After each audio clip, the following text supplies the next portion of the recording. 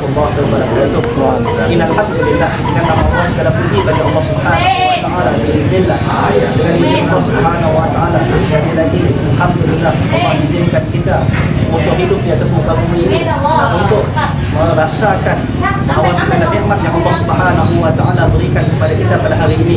Dan insya-Allah mudah-mudahan kita diberi kesadaran oleh Allah Subhanahu wa taala dengan adanya mahabbah, kecintaan kepada baginda Nabi SAW. Dan pada ziarah kali ini alhamdulillah kita telah usai menziarahi satu tokoh yang begitu besar, yakni Sunan Gunung Jati, yang merupakan salah seorang daripada wali besar daripada kalangan wali 9. Alhamdulillah, semoga Allah Subhanahu wa taala merahmati segala ziarah kami. Dan setiap pemulaan ziarah itu mesti dimulakan dengan niat yang baik. Innama a'malu binniyat wa innama likulli imri'in ma nawa. Setiap perkara itu dimulakan dengan niat. Setiap manusia punya niat masing-masing dalam kehidupan. Setiap manusia punya niat untuk mencapai sesuatu, dan pencapaian yang terbaik di dalam sebuah niat itu adalah untuk ma'rifatullah, untuk kenal akan Allah Subhanahu wa taala. Sebagaimana yang Allah Subhanahu wa taala menyebut, "Wa ma khalaqtul jinna wal insa illa liya'budun." Dan tidak aku jadikan jin dan manusia selain daripada untuk beribadah kepadaku. Menurut pamannya baginda Nabi SAW yang bernama Ibnu Abbas mengatakan, "Wa ma khalaqtul jinna wal insa illa liya'rifun." Dan tidak aku jadikan jin dan manusia supaya dia mengenal aku. Untuk mengenal Allah Subhanahu wa taala, mustahil manusia boleh kenal dengan Allah Subhanahu wa taala dengan sendirinya tanpa melalui wasilah-wasilah tertentu. Sebagai contoh, manusia ini kenal Allah Subhanahu wa taala kerana adanya baginda Nabi SAW. Sedangkan kita pada saat ini terlalu jauh daripada baginda Nabi SAW, jauh daripada sudut masa, jauh daripada sudut waktu, jauh daripada sudut umur.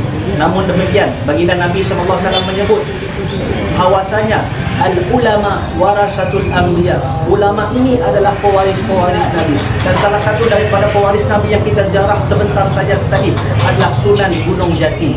Dan apabila kita mendatangi beliau, kita mengharapkan keberkahan daripada apa yang telah beliau lakukan.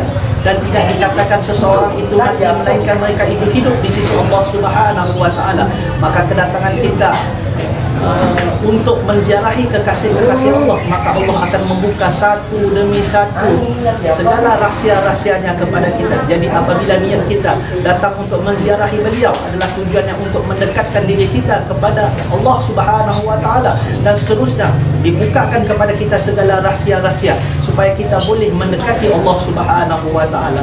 Jadi pemirsa yang dikasihi, dirahmati oleh Allah Subhanahu wa taala sekalian, jika kita punya kelapangan waktu, jika kita punya masa yang diberikan oleh Allah Subhanahu wa taala, gunakan sepenuhnya untuk beribadah kepada Allah Subhanahu wa taala, dan kita korbankan sedikit daripada harta yang ada pada kita.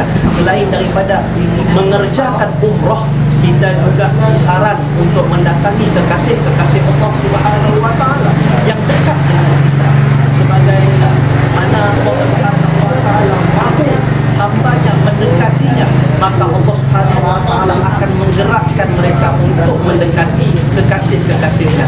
Karena Nabi SAW bersabda, "Anta ma'a man ahbabta." Kamu akan bersama-sama dengan orang yang kamu cintai.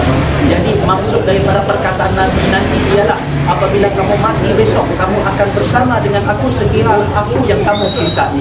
Tapi sementara kamu masih hidup, maka kamu akan ditemukan dengan orang-orang yang mencintai aku, orang-orang yang mengasihi aku. Maka kamu akan ditemukan, kamu akan dihimpunkan, kamu akan dibersamakan.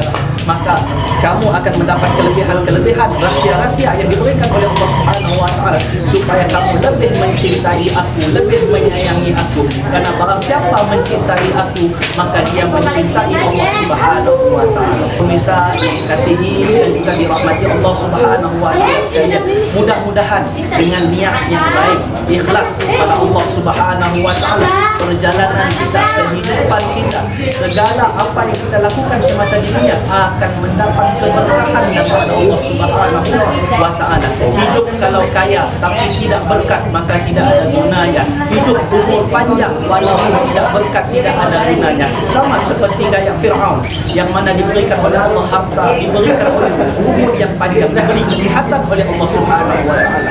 Tetapi apabila dia tidak diberkahi kehidupannya, maka kehidupannya ketika mana di alam barzakh sekarang, setiap hari sebelum matahari terbit pada satu hari tersebut, Allah akan menampakkannya siksaan neraka yang menyebabkan wajahnya menjadi hitam, hatinya semakin gusar karena takut akan hari kiamat, takut akan hari pembalasan oleh Allah Subhanahu wa Ta'ala. Jadi sidang pemirsa yang dikasihi dirahmati Allah Subhanahu wa Ta'ala, bersihkan diri kita, bersihkan hati kita, niat kita, betulkan supaya mudah-mudahan akan mendapat keberkahan di sisi Allah Subhanahu wa Ta'ala. InsyaAllah kita ketemu lagi pada pesan-pesan yang akan datang. Aku lupa hadza wa astaghfirullahalazim li wa lakum. Assalamualaikum warahmatullahi wabarakatuh.